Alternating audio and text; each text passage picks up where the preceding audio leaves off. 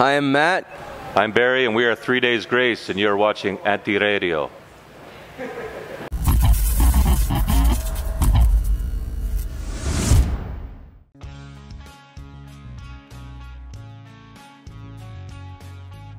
We really use technology these days, and I think it's numbed a lot of people out from the real world. Like, instead of communicating with each other face to face, we communicate on technology, and you know, we express that in I Am Machine and Human Race.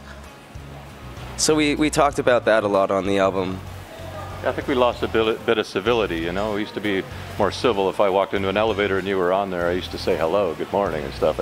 And you're losing a lot of that lately, you know. People use, you know, they get buried down in their stuff and insecure, and it's, you know, civility is something we're taught, you know, and it's certainly not taught through technology. That's really what a lot of the records got to do about, you know, I mean, it's human connection and trying to get back to it, you know.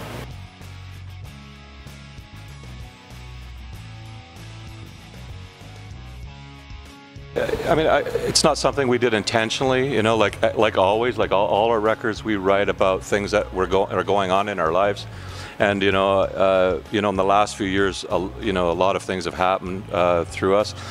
We've lost some very close friends and family members. You know, so we've went through a lot of things together as a band, and you know, and as always, we use music as a venting tool and a way of therapy, you know, in which we talk about what goes on with us. And so we've definitely been on a darker side the last little while. And you know, though as a band, you know, we're in a great place. We're really happy and stuff, but you know, just with things going on in our lives, you know, and again, that's what comes back to what a lot of people relate to with us, you know, is our lyrical content. That's something we've always done, is sing about everyday things we go through, and you know, and I think that's what people can relate to.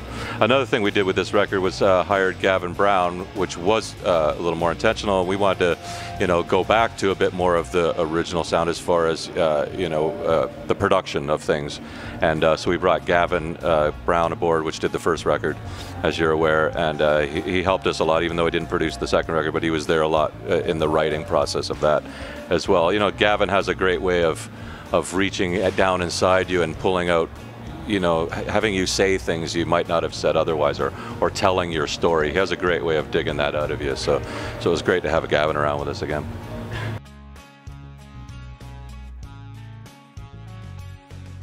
It was a different approach for us, because usually, you know, you release a single and you're setting up the record, and 2 months later the record will come out.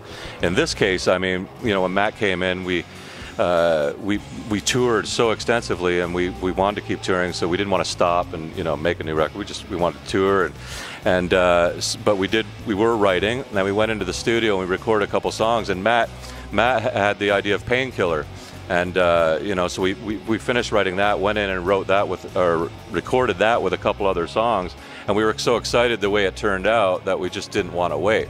So I know it was a different approach, you know, especially in the rock field. In pop, it's a little more common to just release singles. For us, it was definitely a little different, but I think it was just because we were so excited to have people hear what we'd come up with. So I mean, and that's the way it went. So we kind of released Painkiller, and then you know, continued on to write, record. So we kept touring, and then in little breaks, we go into the studio, record a couple more ideas. So, I mean, that's how the whole process went down. So we thought, well, let's just keep releasing singles until the record comes out, and just keep going, right? So it was cool, different way, but it was cool the way it worked out.